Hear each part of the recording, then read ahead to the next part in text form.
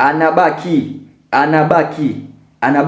Bwana, kumekuwa na tetesi nyingi sana kumhusu Yao Kwasi Otola, beki wa kimataifa wa Ivory Coast na timu ya Young Africans.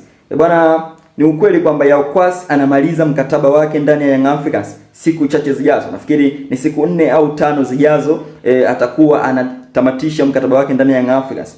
Yao Kwasi alijiunga na Young Africans msimu wa 2023 kwa maana ya mwezi wa 7, kwa maana ya ile dirisha kubwa la usajili la mwezi wa 7 2023 na kusaini kandarasi ya miaka 2 ndani ya Young Africans.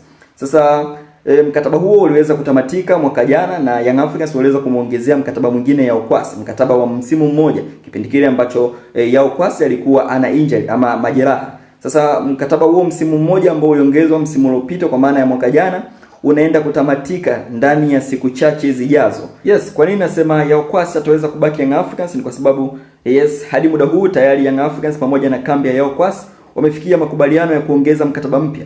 Mkataba wa misimu 2 ndio ambao unategemewa kusainiwa muda wote kuanzia sasa.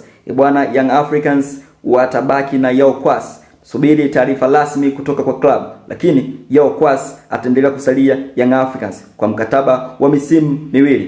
Nitarudi.